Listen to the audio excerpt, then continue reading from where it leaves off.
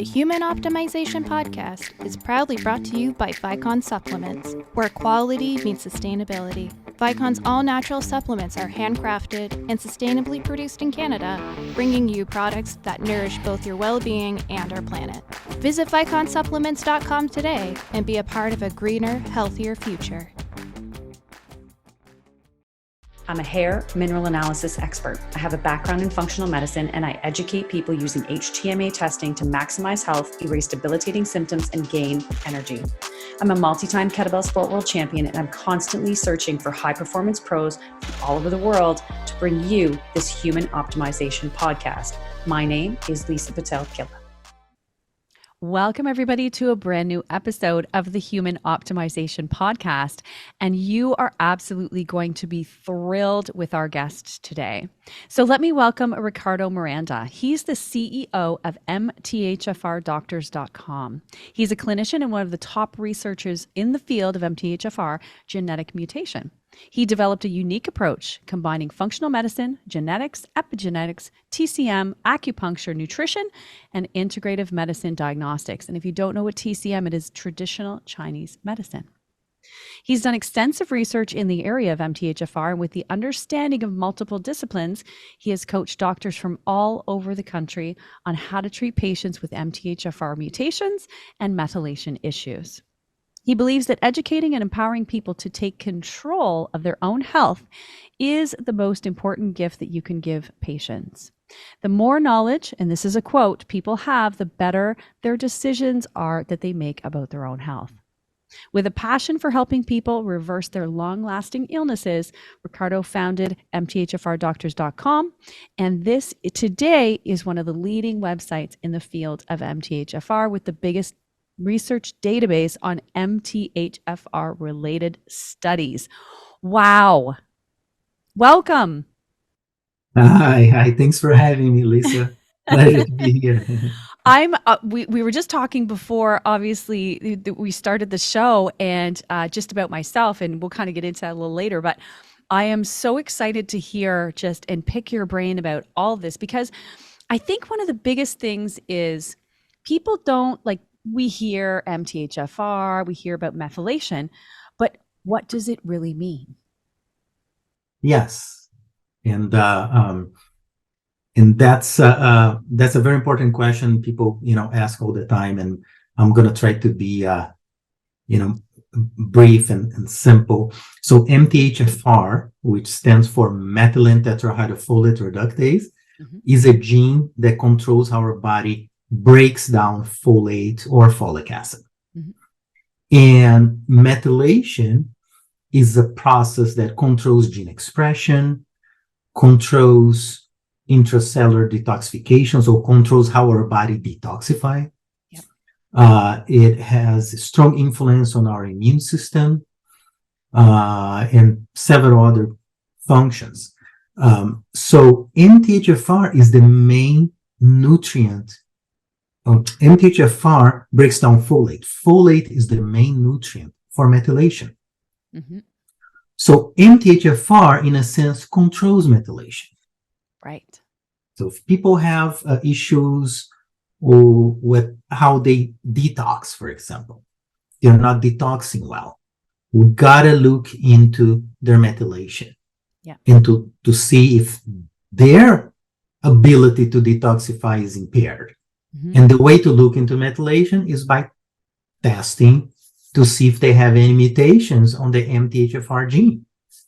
And there are several mutations that they may lose a little bit, or they may lose a lot on their ability to break down that folate. And if they're not absorbing the amount of folate from food because of the mutation, chances are methylation is not working well. So chances are they're not detoxing well. And we live in a toxic world, so this is very important. And on a preventive aspect, we all have genes that we get from our families for some health conditions. And most health conditions are controlled by multiple genes, which means methylation controls the expression of those genes. So we can turn those genes off, by making sure methylation is working well. So for preventive measures, for longevity, we want to make sure we have a healthy methylation. Absolutely. And so what I want to know, what brought you into this field? Like what was the spark where you knew that this was what you really wanted to dig into? There's always a story there. Yes. So I've been, practicing for 30 years. Yeah. Almost. And I've been doing martial arts all my life. Mm-hmm. Right. So that's what got me into Chinese medicine, was Chinese martial arts, and led me into Chinese medicine. And I'm always looking for what can improve our health and for longevity. Mm-hmm. And I learned on a seminar years ago about epigenetics, mm-hmm. and that we have this ability to control gene expression. That 40, 50 years ago, we had this belief that if you had some genes from disease in your family, that inevitably you're going to get those disease because it's in your genes. Yeah. But I learned that our DNA is not our destiny. We can control that. So I was very interested about how to control my own longevity. Yep. So I dove into researching and find out how can I control the expression of those genes. And then research led me to methylation, which is the process that controls that. Yep. And I said, okay, so I want to know how to control methylation, right? Because we need to. And there are 26 genes that affect methylation, but the main gene is the MTHFR. The MTHFR is the most important gene that controls methylation. So, okay, so that's what led me into MTHFR. And so everything in this field was, it was my own interest in health and longevity and trying to learn more. And you don't learn this in medical school and it doesn't matter if you're an MD, if you're a naturopath, you're a chiropractor, if you're acupuncture, you don't learn about genetics, about methylation, about MTHFR. So we have to go out of our way to research and study.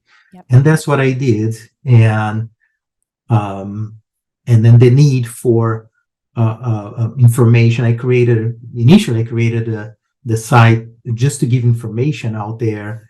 And then there was a need of testing. It was so hard for people to test, so I helped a lab to develop tests for us. So we provide the testing and some other services, but everything was because of the importance of this, and not many people know about it. Not many doctors know about it. So I coach a lot of doctors on this subject because they're too busy to go out of their specialty to learn this. Right.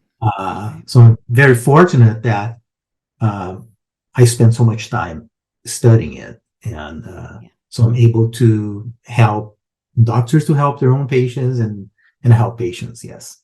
That's amazing. Amazing. And you're right. I feel like a lot of people, we hear about it, right? On the internet, and, you hear people talking about, methylation and detox, but I feel like a lot of people don't really understand what it's about and don't really understand the impact of how it can affect you if you do have some of those genes, right? Yes. And so what is the MTHFR impact on a person? Well, as with any other health condition, if you have a mutation, don't panic, because a lot of people there, sometimes they discover they don't know what to do. Right. Don't panic. The solution is quite simple if you have someone that understands that. I mean, basically you need to take the right supplements to bypass the mutation, a methylated form of folate at the right dosage, depending on your mutation. But the impact, it depends on how everything else in your body is also functioning. Right. With everything else. For example, somebody may smoke cigarettes, 2 packs a day, and all of a sudden they're 100 years old, then they don't have any problems. Well, everything else, their genetics are so strong, everything else in their body was so strong that they were able to counter it. And other people may just smoke a little bit and develop lung cancer right away. Yeah. Okay. So with methylation, if you have the mutation, depending on how everything else is working on your system, especially your gut, because when, one of the main function of methylation is your ability to detox. Right. And that's also directly related to gut health. Mm-hmm. Okay. So if someone has a lot of issues with their digestive system, with their gut, the mutation will have a much greater impact than someone that is in perfect health. Yeah. So we have to look at everything else, but regardless, we live in a toxic world. So it's important for us to look at everything that affects our health, and this is a very important element. It controls how our body detoxify, controls gene expression. So I don't know if I answered your question, but you did. Well, and I think one of the main things that is talked about a lot, and you have touched on it here, is that, and again, depending on which gene and if you have one or if you have two, affects your ability to detoxify. And you're right. We live in a toxic world, right? I'm here in my office and I know I'm probably breathing in toxins from the air vents that are going, right? So, we're surrounded by that every day, and our bodies have to deal with that every day. And the example you gave was really interesting too, because, people ask themselves questions, you have conversations, and it's like, man, that person they lived till they were 110 and they packed, smoked every day until that happened. And it was just like, but other people, they run a marathon and, and they don't make it through and they're 40 years old. Right. So there's definitely something to be said for that. And I think one of and maybe you can share a little bit on this too. I know we're getting a bit off topic, but just with regards to gut health, I think in our day and age now, nutrition and diets, right, the way people are eating, and of course the toxins that we're talking about, are really wreaking havoc on our GI tract. Absolutely. Yeah. One recommendation I give to everyone, but especially if you have a mutation, is to eat organic food as much as possible at home. Obviously when you go out, not going to have organic foods, right, most of the time. So don't stress about it. If your methylation is working well, you should be able to detoxify, the average toxicity we get in our lives, but one of the most important things is get organic food. People sometimes they don't realize that most of the toxins they probably get from their vegetables. So they're eating a lot of vegetables and think, okay, I'm eating really healthy, but are they organic? Right. If not, because they're spraying pesticides, and then all of a sudden they get a lot of toxicity. And if they have a mutation, they're not able to detoxify, then that's a problem. Yeah. And different things are, depending on what else in their body is weak, the weak link is the one that's going to break, and people have different weak links in their body. Yeah. And because methylation affects our entire body, we don't know which area is going to break. So depending on that individual, but, GMO is probably one of the greatest threats to our health here in America, very prevalent. So eat organic as much as possible at home. I think that's a good starting point. Yeah, I agree with that. And drink pure, clean water. That's another one, right? So many times, people drinking tap water and water that's not filtered, and it's such a problem. Yes, and there's like 200 chemicals in our water system that it's supposed to be already filtered by the city, but there's so much in there. There's medication found in the system, so it's amazing. Yeah.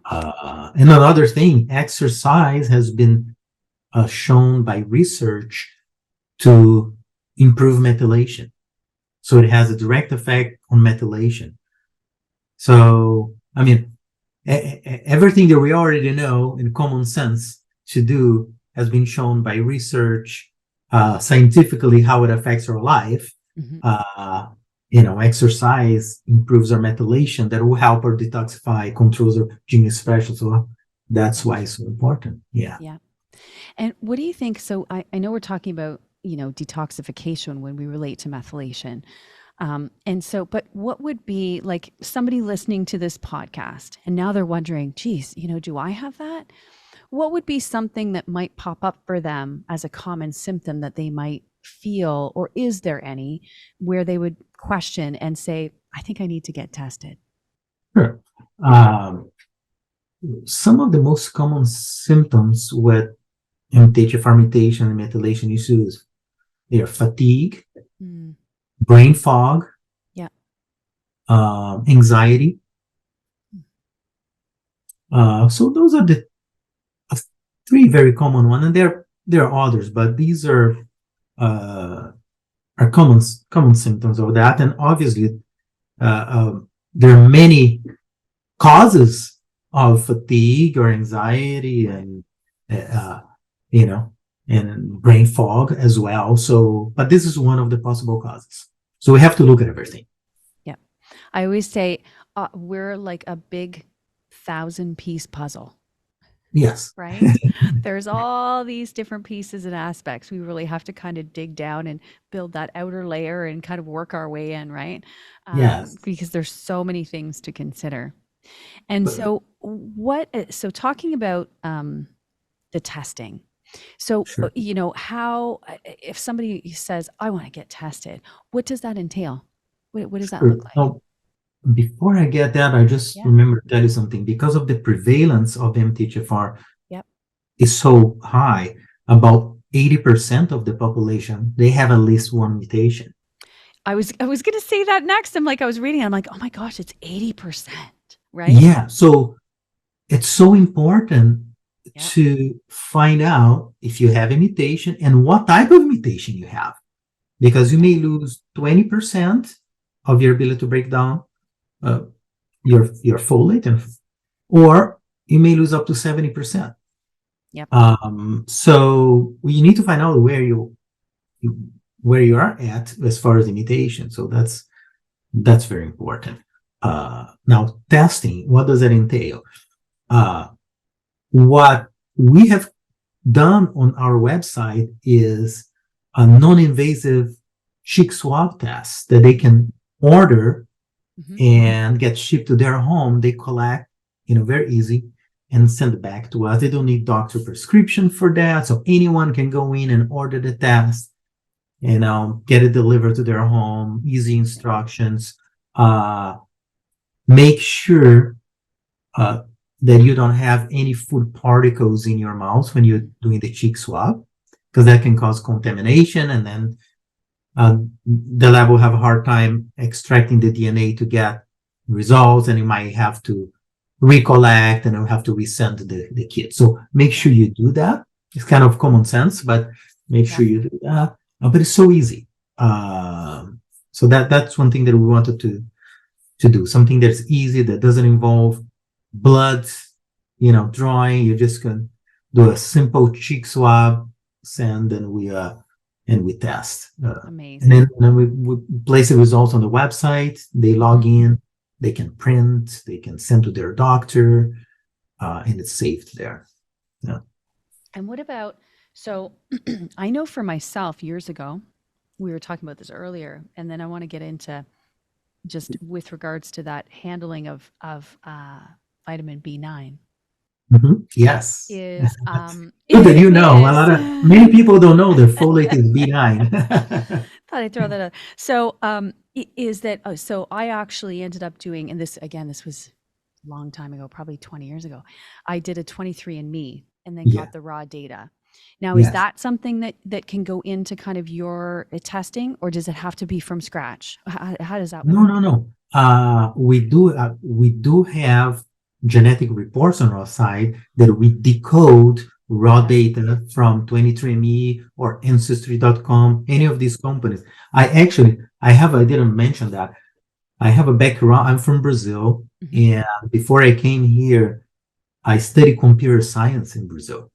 Oh, So interesting. Yeah. I was a computer programmer, Yeah. and once I developed the site at the beginning, before we had the testing, I wanted to get to have specific genetic reports that would be easy to understand as a patient and easy for doctors as well. And I wanted to buy one to decode the 23. I couldn't find it because I wanted something that would be really easy to understand for patients and for doctors. Yeah. And then I realized that, wait a minute, I have a programming background, so I'm going to design. So I I'm gonna developed do it myself. I developed our own genetic reports. Took me about 6 months, and then I had to hire just somebody to do the coding because the language now is different. Yeah. I used to program on COBOL on a mainframe computer. Now it's a different computer. So we have all these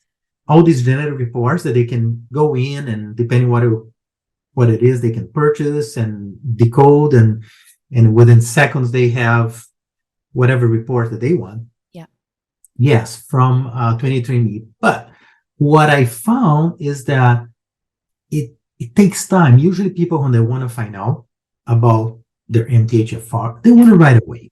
Right. And if they're going to order 23andMe and wait, and it takes a long time for them to get processed, get the results, and then they're going to do this, it could take a couple months. And they didn't want that. So that's why I developed the test. So people don't need to go and buy the Ancestry or 23andMe. They can just go to the site and just buy the MTHFR or COMT, which is another gene also that affects methylation, and it has, in mental health, and it's very important. So they just purchase that right away. They get the kit. So, very quickly they'll have the results, and then they can take to their doctor and they can get help right away. Yeah. Amazing. And so, let's talk about, obviously MTHFR is an impairment, right, of the processing of methylfolate. And so let's, again, vitamin B9, also known as, no, I take that back. Another name for a different version of it is folic acid. Right? When we hear about pregnancy, folic acid follows, right? Let's talk about the different, the handling of it, but then also the different forms and why those are really important when you're coming down to dealing with MTHFR genes. Yes, and thanks for bringing that up. That's extremely important because folate is present in food. So when you eat broccoli, spinach, leafy greens, they're rich in folate. Our body breaks it down. If you have a mutation, you're not going to absorb all of it, but whatever you don't absorb gets out of your body. There's no harm. Folic acid is a synthetic form of folate. So the danger there, especially for pregnant women, is that if they have a mutation, one is they're not going to absorb all the folic acid if they have a mutation. But two, the unmetabolized folic acid becomes toxicity. And the body needs to detoxify now. And that extra toxicity may affect the brain development of the baby. Oh, goodness. Wow. Okay. So there is a direct correlation between unmetabolized folic acid in pregnant women and MTHFR mutation and leading to autism or Down syndrome. Wow. So a little bit of a history on that. If you go to the CDC website, the Centers for Disease Control website, you can get this data. In the occurrence rate for autism in 1987 was 1 in 10,000 babies. And today is like 1 in 45. 43, actually. I was 43 now. I was at a Okay. pediatric medical conference. It's 1 in 43. Blew my mind. Oh, I okay, was like, already oh my changed. goodness. Yes, it's unbelievable. So what happened, because I've been following this over the years, Yeah. and in the early 90s, they discovered that a deficiency in folate would cause birth defect, or could cause Yep. birth defect. So they start uh, encouraging doctors to prescribe prenatal vitamins Yep. Mm-hmm. containing the folate, and then the companies develop folic acid, which is the cheapest kind, and it is stable in a stable form. Yeah. So it was very efficient. And if people, the pregnant women take folic acid, it will prevent birth defect. It will do the job that they intended. Yeah. However, they were not thinking about MTHFR mutation in the early 90s. Yeah. And if you look into the progression as they started prescribing folic acid, the occurrence rate of autism started growing as well. Okay, direct correlation. Yeah. So I have a goal in life is to have them to have the CDC to change their recommendations from folic acid to methylated folate. I believe we can bring down the occurrence rate of autism tremendously if we do that. So that's I'm working on it. I'm working on getting to the right source and talking to the right people and bringing the right, all the research, see if they can make some change on a bigger scale. Yeah, that's amazing. And I think so warranted, because you're right. There is a direct correlation when you look at it graphically, just with regards to, and even the recognition and studying of MTHFR, right? Did come later. And, yes. And people really weren't paying attention to it. It just kind of, and then all of a sudden it was a little bit more, well, even now, I mean, I feel like it's sort of top of mind, but it's still one of those ones where the general public, especially, may not realize the impact that it has. And so, and I work with people overseas a lot. And I remember I got a message from a client a couple weeks ago, and she's like, oh my goodness, I'm pregnant. Like, I'm so excited. And I was like, oh, that's amazing. And she's like, my doctor gave me folic acid. And she's like, but you already gave me L5 methylfolate. Do I need to take this as well? And I'm like, no, don't take that. Right. Just because I'm like, you already have exactly what you need. I'm like, you don't need that.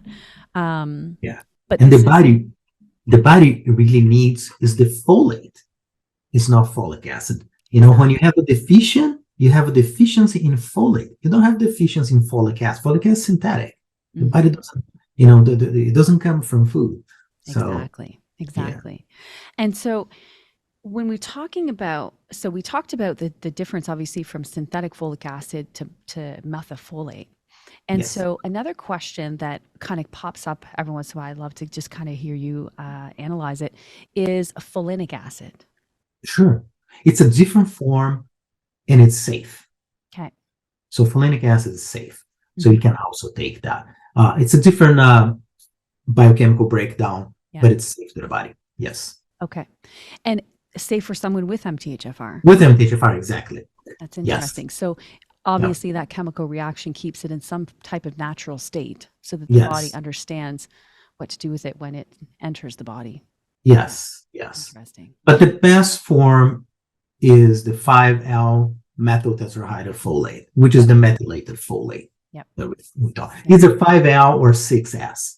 Yes. I was gonna ask that next. I'm like, there's a couple forms. I think they're both as good, but they're both very good. These are the best ones. You just look for that. And if you see 5L or 6S, you're taking the right one. Now there's another form that is safe, but not the best.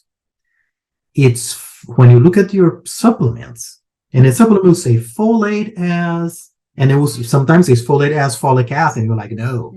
Nope. Cross that off the list. Now, if it says folate from natural sources, that is okay because it's from food. Oh, Oh, I don't think I've ever seen that. That's Yeah. okay. Oh, So that is safe because it's just like food. Yeah. But you're still not going to be able to break down the whole, Right. if you're losing 70% of your ability to break down folate, Yeah. you're still only going to absorb 30%. Exactly. So you're not, so it's not the best, Yeah. but it's safe. It's not going to cause you harm. Mm-hmm. Okay. Well, and so I want to talk about the different, I guess, kind of two of the most important genes when we're talking about MTHFR. These are the ones that a lot of us people have tested. They're like, yes, I have this, I have one, or I have two, right? Because we can have one from both parents, right? Yes. Not just one. And that's going to be the A1298C. That's the first one. And the other one is the C677T. Correct. And so let's talk about those just a little bit more. So if someone knows that they have, either one or two of these particular gene mutations, what they might be looking for or what they can do. Yes. So let's look at the different types of mutation and how much loss of function they would get from that ability to break down, for example. If they have the mildest mutations are the single mutation of the MTHFR A1298C. So they would lose about roughly 20% of their ability to break down folate or folic acid. Mm-hmm. And then the next level up is either a double mutation on the A1298C allele or a single mutation on the C677T. Okay. Both of them, they lose roughly about 40% of their ability to break down folate and folic acid. And then the next level up is what we call the compound heterozygous, which is one mutation of each. Okay. So they lose roughly 60% their ability to break down the folate. Yep. And then the next level up, which is a double mutation on the C677T. They will lose 70% of their ability to break down folate and folic acid. Now, out of all these years and researching and talking to so many different labs, I have never seen anyone with 3 mutations or 4. Theoretically, if you had 3 mutations, for example, a double mutation on the A1298C, which would lose 40%, plus a single mutation on the C677T, you'd lose another 4. So you'd lose 80% of the ability. Now, if you lose 4, if you have 4 mutations, for sure, it's impossible because the fetus will not survive. Because you lose 100%, you can't have folate, you can't survive. Yeah. Now, I have never seen 3, and up until now, I thought that if you had 3, the fetus would not survive also. So, that's just to throw it out there. That's interesting. That might be, if somebody has, one more, we want to make sure that it's correct, but you would lose 80%. That would be a huge impact. Is it possible? Maybe you can live with only one kidney, right? Yeah, so that's true. Nothing is impossible in life, but it's rare, extremely rare. So the percentage of people that have the worst mutation we see, which is the homozygous on the C677T, is 15 to 20% of the population. Yep. Okay. And the same, the percentage of people that have no mutations around 20%. Yeah. So that leaves a very big space in the middle. Yeah. Right? So most people have some other forms of mutation. Yep. So that's why it's so important to get tested and see where you're at, and the more mutations you have, the more careful you need to be in your life and on with your lifestyle and diet and lifestyle. Yeah, because that will affect you how, especially how your body detoxifies. So anything that will harm your health, it could potentially have a bigger impact because you have those mutations. absolutely. Well, Yeah. and I want to touch on something too, which I find really interesting. So can we talk a little bit more, because a lot of times when you see a supplement, for example, and we don't talk specifics by any means, because if you have MTHFR, go to your practitioner, doctor, see a person who can help you and give you specifics. But what I want to talk about is ingredients, vitamins, and that. So Sure. obviously methylfolate, we've talked about the impact, and because of the fact that we can't break it down if you have mutations from the food enough, right? So you need that support. Yes. What about, so when you see a lot of methylation, probably for the rest of your life, yes, because the mutation will never change. Exactly. We just need to dim the light switch, right? We need Yes. to dim that. We need to turn on epigenetics, dim the light switch a little bit, Yes. so that the body works better. Or maybe turn the light switch up if it's shut off, Yes. whichever way you want to look at it. But what about your B12, your B6, your P5P? Some people talk about trimethylglycine. Do those ever come into the picture with regards to just supporting detox and methylation? Many of those supplements here, they're important, but clinically, what I have seen is if you focus on the methylated folate, I'm talking about for 90% of people, there's always the most effective way to start with is starting with folate in B12 only. Okay. Anytime you take a nutrient, this nutrient will have an impact on like 200 biochemical cycles. Yeah. Okay? And usually we're focused on one biochemical cycle we want to change. But whenever we take that, it's affecting 200 others that we are unaware of. Yeah. So the more supplements you take, the more biochemical cycles we are making a change, and we're unaware of many of them. So what I see a lot of times is people are taking lots of supplements, and theoretically they are all good, but because they're making all these changes that it's impossible for us to find out exactly, so the effect in their health, it's like a yo-yo. It goes up and down. It improves and it throws the body off. And so a lot of times I get them to reduce what they're taking. Yeah. Just take the minimum amount and eat good food and make the change, and then optimize the gut and zero in on methylation first. Yeah. Once you make those changes, then we go on a case by case. Some people may need a little bit more here or there, and then we will address. But if you start from the beginning and giving a lot of things, what I have seen is that fluctuation, getting better and worse and better and worse, and because you're making changes that you are unaware as well. Right. Yeah. So less is more. In this case, start slowly, then make the changes, observe, and then you go little by little. Yeah. And also make one change at a time.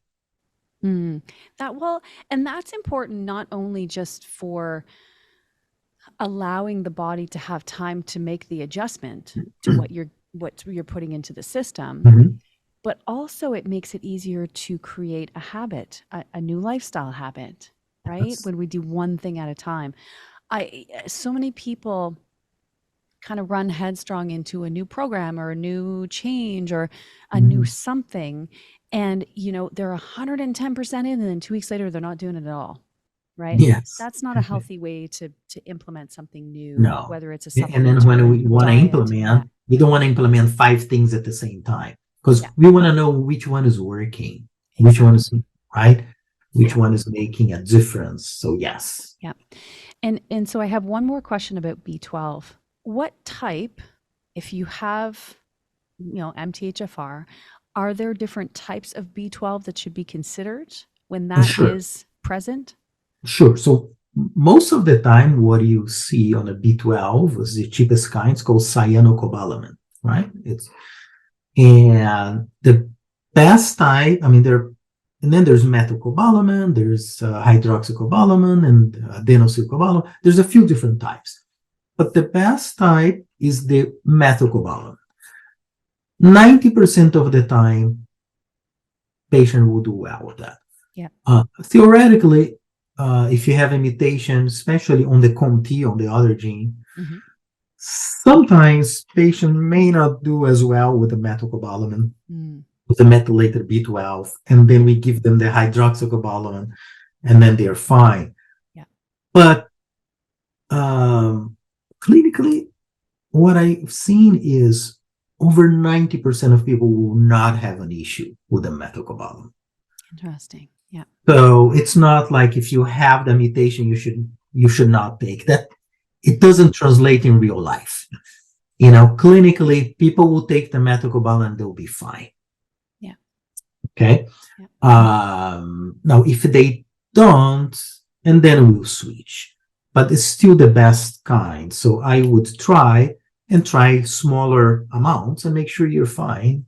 Take it for 2-3 days, because if they will react to either methylfolate or the methylated B12, it's fast. They will react within, same day or the next day.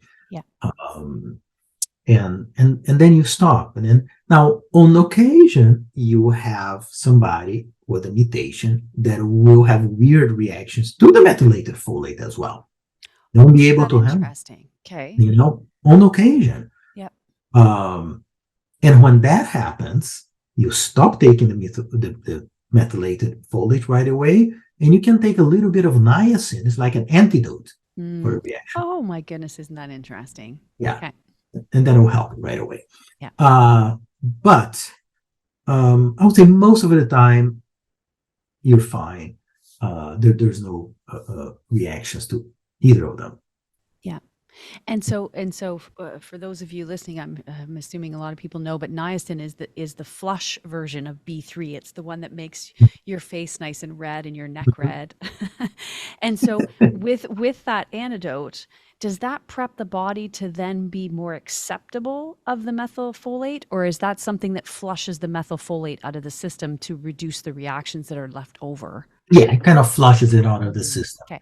And then reduces, and then you know that the patient can't handle it, and then in those situations, sometimes they have to take just a tiny little dose on methylated folate, because anything.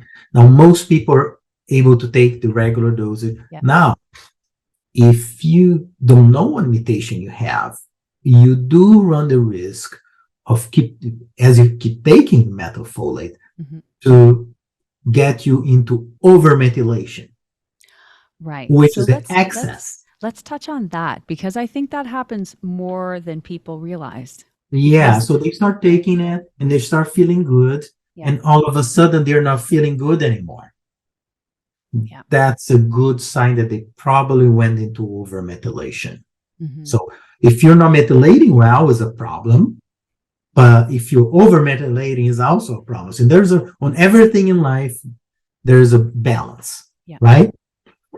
The difference between medicine and poison is the dosage. It's so true. That is a beautiful statement. That is absolutely true. It's everything in moderation, because one extreme, I was talking to somebody earlier today, and we were talking about, overactivity, just in a certain function in the body versus underactivity. I'm like, well, the more overactive something is, it's going to cause just as much fatigue as it being underactive. Yes. So you need to have that imbalance to be able to have energy efficiency and be able to have that stamina that you really want. So it is absolutely very true. Yeah. Yeah. Wow. Well, wow. I can't wait to get on your website. I can't wait to send you my raw data. Yes. And look into all this. Because I know I have MTHFR. Well, you know what? We're going to have you back on another podcast to assess Okay. my stuff, because I Okay. may be a miracle of life. But it needs confirmation. That's all I have to say. All right. So MTHFRdoctors.com. That is where you can find the testing. I'm at a point now where it's like, who doesn't need to be tested? If 80% of the people out there have MTHFR issues and could be suffering from fatigue and anxiety and not being able to detox properly, this is a huge deal. So I think you need to visit that website and get yourself a test kit, to be honest. So Ricardo, thank you so much. Time flies when you're having a great conversation. Yeah. I feel like we just got on here. But yeah, amazing information. And again, just thank you for your time. You are an expert in the field, and it was absolutely a pleasure to have you on the show today. Well, thank you so much. It was a delight to have a chat with you. Thank you so much. Excellent. Yeah. So if you're watching on YouTube, make sure you subscribe to my channel. Give us a thumbs up. We're here every 2 weeks with a brand new episode. And if you're listening from your favorite podcast station, then make sure you follow and give us a like there as well. And we will see you next time. Thanks for listening to today's show. Head over to Pitel-Killah.com to gain access to some amazing free resources that will help you gain energy, erase debilitating symptoms, and be the best version of you. Remember to give this podcast a like and follow me on social media at Lisa Pitel-Killah. I'm here every 2 weeks with a brand new episode of the Human Optimization Podcast. Until next time.